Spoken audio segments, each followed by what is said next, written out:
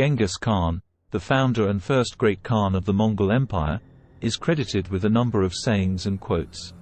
However, it's important to note that the historical accuracy of these quotes can be difficult to verify due to the passage of time and the lack of contemporaneous written records from Genghis Khan himself.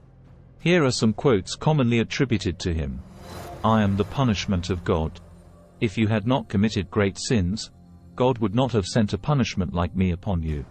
Meaning, this quote reflects a divine sense of destiny and authority. Genghis Khan viewed himself as an instrument of divine will or retribution. This might have served to instill fear in his enemies, reinforcing the idea that opposing him was not just a battle of armies but a struggle against the divine. The greatest happiness is to vanquish your enemies, to chase them before you, to rob them of their wealth, to see those dear to them bathed in tears, to clasp to your bosom their wives and daughters. Meaning, this quote is a brutal summary of what Genghis Khan viewed as the ultimate triumphs in war. It emphasizes complete and utter domination over enemies, not just in battle but in breaking their spirits and taking what they value most. Conquering the world on horseback is easy. It is dismounting and governing that is hard. Meaning, winning battles may be straightforward compared to maintaining power and governing a diverse and expansive empire. This reflects an understanding that leadership isn't just about victory in combat. It's also about effective governance, diplomacy, and administration. If you're afraid, don't do it. If you're doing it, don't be afraid. Meaning, this quote underscores the role of commitment and courage in any endeavor. If you are too afraid to take action, it's better not to act. But if you do decide to act, proceed without fear, because hesitation and doubt can lead to failure. It is not sufficient that I succeed, all others must fail. Meaning, this quote reflects a zero-sum view of power and success. Genghis Khan seems to express that his own success isn't enough. His rivals must also be defeated or subdued for his accomplishments to be meaningful. A leader can never be happy until his people are happy. Meaning, despite his reputation for ruthlessness, this quote suggests that Genghis Khan had an understanding of the social contract between a leader and his people. For a reign to be stable and prosperous, the well-being of the governed cannot be ignored. Man's greatest joy is to slay his enemy, plunder his riches, ride his steeds, see the tears of his loved ones and embrace his women. Meaning, similar to the second quote, this reflects a martial, almost hedonistic view of life where pleasure is derived primarily through domination and conquest. Even when a friend does something you do not like, he continues to be your friend. Meaning, this quote speaks to the idea of unconditional friendship and loyalty. It suggests that true friendship persists through disagreements or unfavorable actions, a significant point given the alliances and relationships that would have been crucial in Genghis Khan's time. The strength of a wall is neither greater nor less than the courage of the men who defend it. Meaning, physical defenses like walls are only as effective as the people who stand behind them. Courage and morale are intangible factors that can make or break a defense, no matter how formidable it appears. An action committed in anger is an action doomed to failure. Meaning, this quote warns against the perils of acting on impulsive emotions like anger. Rationality and strategic thinking, as opposed to emotional reactions, are viewed as the keys to successful actions.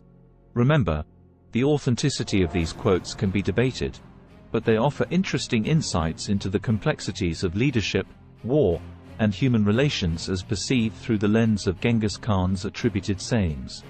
Genghis Khan, originally named Temujin, was born around 1162 in what is today northern Mongolia. His life is one of the most legendary rags-to-riches stories in history. From humble beginnings, he would go on to create one of the largest empires the world has ever known. Early life.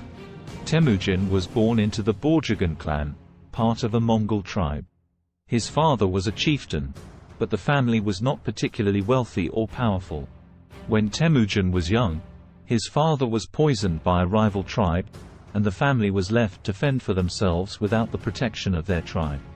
They lived in poverty, and Temujin's mother taught him survival and the importance of strong familial bonds. Rise to power. As a young man, Temujin began forming alliances, often sealed by marriage. He married Bort, which established an alliance with her family. Bort was kidnapped by a rival tribe, the Merkit, but Temujin was able to rescue her with the help of his blood brother, Jamukha, and a powerful chieftain, Tokrul. Temujin's alliance with Jamukha eventually broke down, partly because they had different visions for the Mongol tribes. Jamukha favored the aristocratic status quo, while Temujin leaned toward a meritocratic society. This ideological split led to civil war among the Mongol tribes. Temujin gradually gained followers, many of whom were social outcasts, and he distinguished himself with a meritocratic system and a code of law that later came to be known as the Yasa. Over time, Temujin defeated rival tribes and united the Mongol clans, becoming Genghis Khan. In 1206, a council of Mongol chiefs recognized him as their leader, bestowing upon him the title, Genghis Khan, meaning, universal ruler. From this point on, he embarked on military campaigns that would expand his empire dramatically. Military campaigns. Genghis Khan was a military genius, using innovative tactics and psychological warfare. He employed the decimal system to organize his army and used sophisticated signaling with drums and flags. His military campaigns included Western Xia and Jin dynasties. In China, Genghis Khan defeated the Western Xia and Jin dynasties, even though they were more technologically advanced. Central Asia. Genghis Khan led a campaign against the Shah of the Khwarezm Empire, which resulted in the annihilation of the Khwarezm Empire. Eastern Europe. Though Genghis Khan himself never reached Europe, his armies moved into present-day Russia, Ukraine, and other parts of Eastern Europe. Governance and legacy. Genghis Khan was not only a military leader but also a shrewd administrator. He implemented laws, encouraged trade, established a postal system, and even granted religious freedom to his subjects, albeit within a totalitarian framework.